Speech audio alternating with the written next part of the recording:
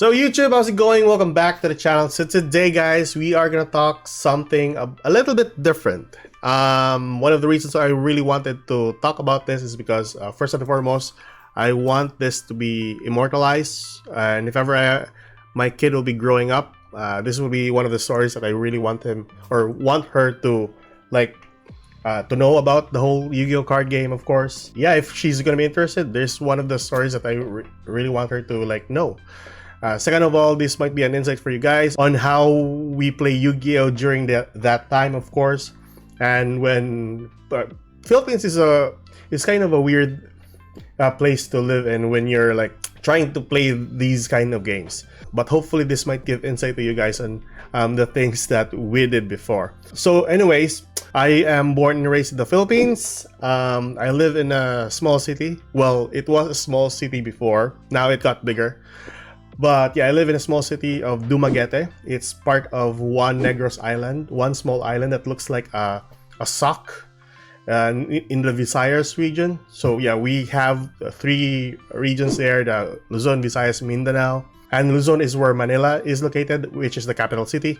But yeah, Visayas, we live in Visayas, and we live in a small city of Dumaguete before.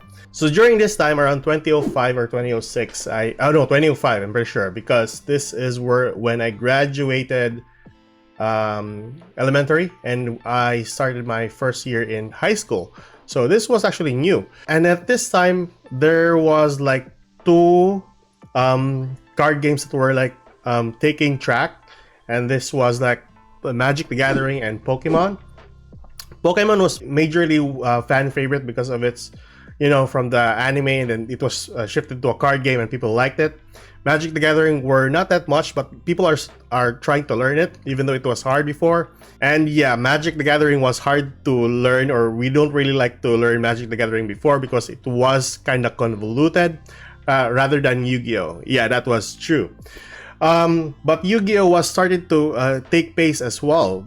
It was introduced to us by one of our biology teachers, and he went into Yu-Gi-Oh because he likes the card game, of course, because it's a mixture of strategy and card games, and it's a tabletop game as well. So he really liked it, and he introduced it to the students as well as a pastime. So for us, or for me in general, I wasn't really that intrigued of the card game. Not until a friend of mine was actually playing it, and I was like, yeah, let's battle. I don't have cards, blah, blah, blah. That's all right. You can just print it out. Now, you might be thinking nowadays, what do you mean print it out? You might think that we're doing something illegal. Well, so before we go into details with the cards, Dumaguete was before a small place where we only have one big shopping mall where everyone can go and just buy things. We have one toy store in that big shopping mall, but there were lacking some important toys there, especially for card games as well. I think the only card game that they were selling was, I think, Magic the Gathering, and I think Pokemon was hard to get within our city. So yeah, and even Magic the Gathering boxes before was so expensive that we don't really want to buy it as a high school student. With the money that we have, we're just it's just so very expensive. But if you really want to buy cards like this, then you need to go into those major cities like Bacolod, Cebu, Manila. Those are one of the biggest cities that you can go and buy some stuff for Yu-Gi-Oh or for even Pokemon.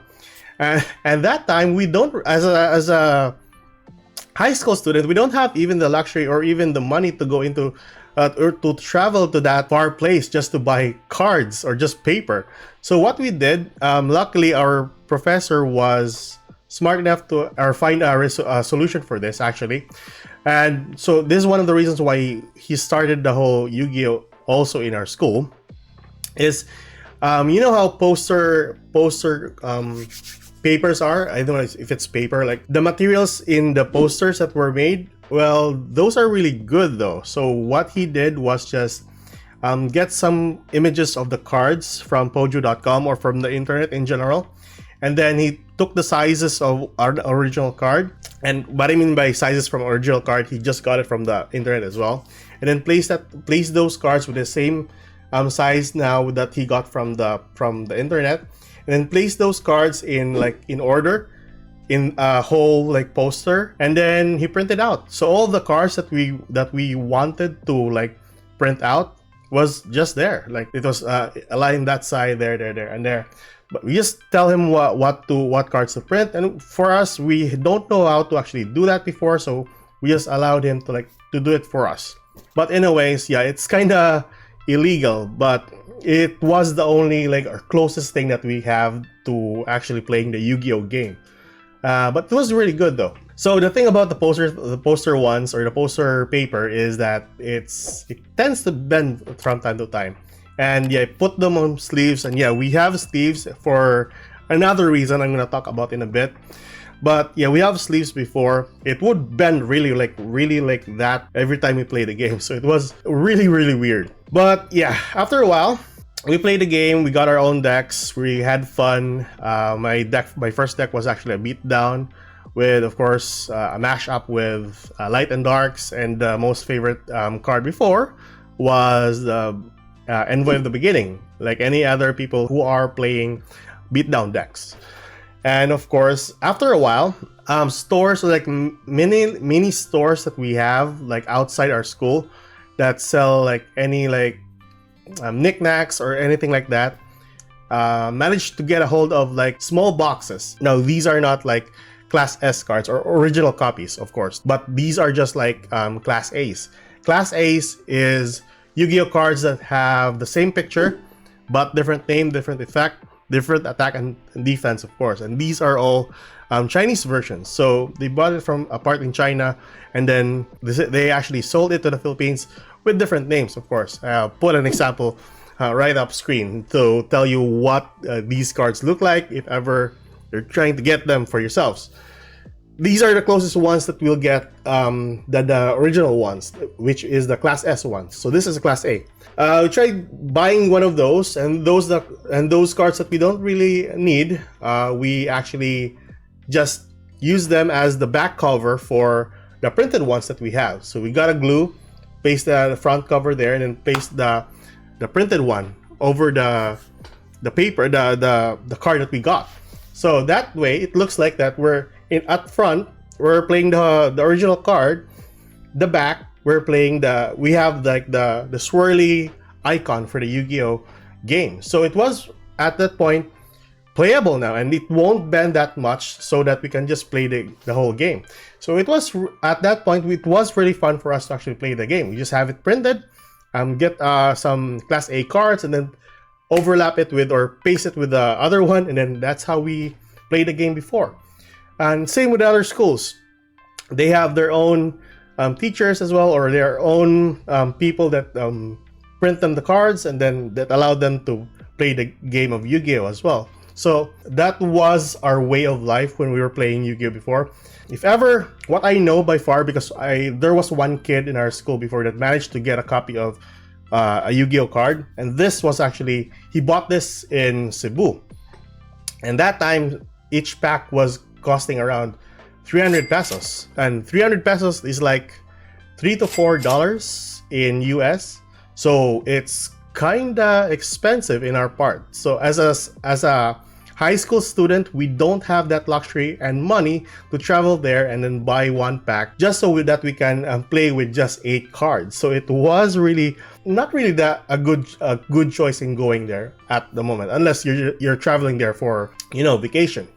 So those were the only things that we can do. In the city, there was a minor like Chinese shop that sells sleeves for Class A's. That's, I think, where the minor carts that sell the cards outside our school. So the sleeves were actually there. It cost around 50 pesos, which some or majority of us as high school students don't really buy, because it costs around 50 to 60 pesos, which is a little bit expensive, because yeah, we only have like 20 or 30 pesos of our like lunch money. So either that or you're gonna starve during lunch. So we can't actually do that.